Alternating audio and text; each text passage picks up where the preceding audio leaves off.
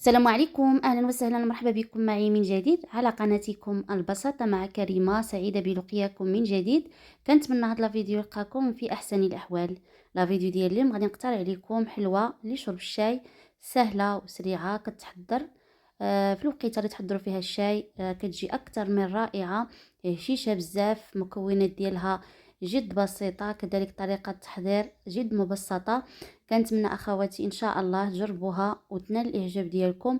وكالعاده لا عجبكم هذا الفيديو كنتمنى انكم توصلوه لاكبر عدد من اللايكات، وما نطولش عليكم، ننتقلوا جميع باش نتعرفوا على المقادير وكذلك طريقه التحضير. فرجه ممتعه.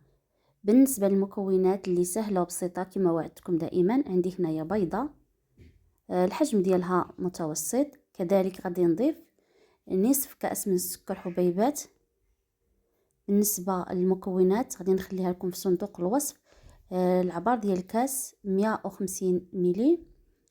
كذلك عندي هنايا قشور حامضه، الصراحه كتعطي واحد المذاق اللي اكثر من رائع. ممكن عفوا تعوضوها بكيس من السكر الفاني، كتعطي الرائحه وكذلك حتى المذاق اللي كيجي اكثر من رائع. كنتمنى من كل قلبي اخواتي انكم تجربوا هذه الحلوه هذه، لانها فعلا كتجي رائعه جدا. هنايا غادي نخلط الكل مزيان حتى نتاكد ان هاد المكونات يعني تجانسوا دوك الحبيبات ديال السكر دابو. هنا كذلك ضفت رشه ديال الملح لتصحيح الذوق. صافي كنخدم الكل مزيان كما كتلاحظوا. تنلاحظ ان هذاك الخليط تغير اللون ديالو نوعا ما. حلوه صراحه، سريعه في التحضير، ما كتاخذش الوقت بزاف نهائيا.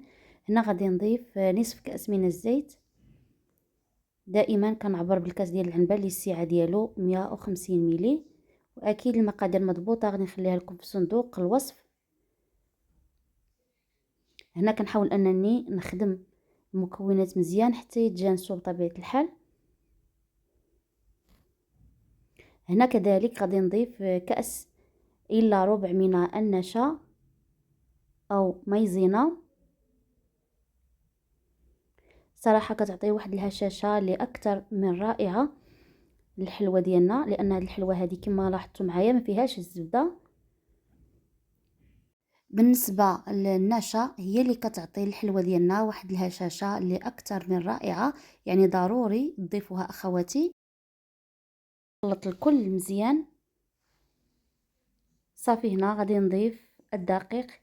بالنسبه للدقيق غادي نضيفه تدريجيا. في الاول غادي نضيف كأس من الدقيق، ثم غادي نضيف كيس من خميرة الحلويات. ضفت في الاول كيس كامل. بالنسبه للكيس الثاني غادي نضيف تقريبا غير نصف ملعقه، يعني المجموع اللي ضفت ديال الخميره 12 غرام. صافي كنجمع اخواتي الخليط ديالي. ضروري العجينه تكون رطبه، تكون كتلتصق في اليدين قليلا، ماشي خفيفه بزاف ولكن ما تكونش قاصحه. مهم بالنسبه للدقيق غادي نضيفه بالتدريج. ضفت هنايا الكاس الاول مع كأس الا ربع من النشا، وغادي نزيد هنايا واحد الكاس الثاني غادي نضيف غير ربع ديالو كما لاحظتوا معايا، ما ضفتوش كامل. ممكن اخواتي تضعفوا المكونات. كنتمنى ان شاء الله تجربوا هذه الحلوه هذه، انا اكيده غادي تولي معتمده عندكم، كتجي اكثر من رائعه، كتذوب في اليد قبل الفم. صافي هذا هو القوام اخواتي اللي خصنا نتحصلوا عليه، يعني عجينه تكون رطبه.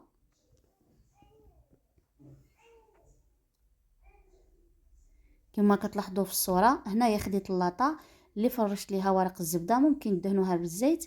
في هذه اللحظه هذه اخواتي راني شغلت الفرن على 200 درجه. بالنسبه للطريقه كنشكل هكا الحلوه ديالي. هذا الشكل في الاول كنكورها على هذا الشكل هذا، ثم كنعطيها هذا الشكل هذا اوفال.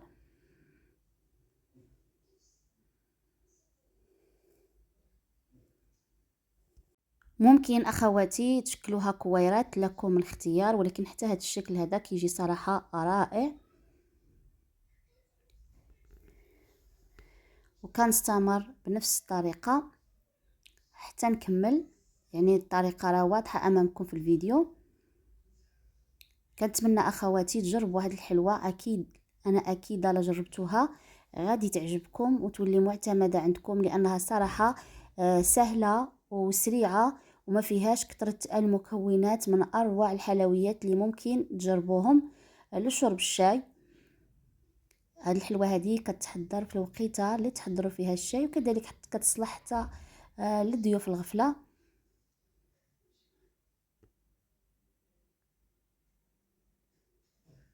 كنتمنى ان شاء الله تجربوها اخواتي. هنا ممكن ملاحظه تضيفوا لها شوكولات فيرميسيل، حتى هو كيتواتى مع هاد الحلوى، كيعطي المذاق وحتى الشكل كيجي رائع جدا.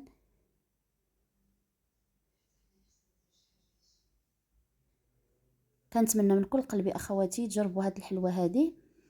هنا كنستمر بنفس الطريقه حتى نكمل العجينه ديالي كامله.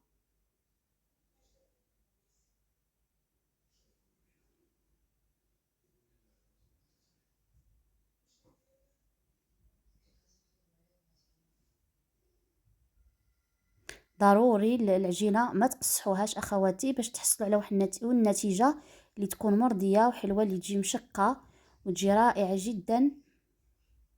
بالنسبه للطريقه ديال الطياب اخواتي، في الاول سخنت الفرن على 200 درجه. من دخلت اللاطه ديالي وضعتها في الوسط، النار من الاسفل والاعلى. طبعا النار نقص ليها على 180 درجه حتى تشقت. ما تخليوهاش تحمر بزاف، فقط غير تاخذ غير هذا اللون هذا الخفيف. راه ما كتاخذش الوقت بزاف، خدات ليا 20 دقيقه كانت واجده. وكان هذا هو الشكل النهائي ديال الحلوه اللي حضرت معكم. يعني الشكل ديالها واضح امامكم، كتجي كلها مشقه، كتجي اكثر من رائعه اخواتي. فقط احترموا الطريقه ديال الطياب وغادي تحصلوا على واحد النتيجه اللي مرضيه. كما كتلاحظوا من الاسفل حمارت شويه، ولكن من الاعلى يعني تاخذ غير هذا اللون هذا، وراها كتجي هشيشه بزاف. كما كتلاحظوا راها كتذوب في اليد. غير جربوها اخواتي ما تردوش، انا اكيده غادي تنال الاعجاب ديالكم. وبطبيعه الحال عجبكم هذا الفيديو، كنتمنى من كل قلبي انكم توصلوا لاكبر عدد من اللايكات، وكذلك البارطاج مع الاهل والاصدقاء كي تعم الفائده. واللي مازال مشترك في القناه ديالي كنتمنى انه يشترك في القناه ويفعل زر التنبيهات باش يوصلكم كل ما هو جديد. الى اللقاء مع فيديو وصفه جديده. دمتم في رعايه الله، والسلام عليكم.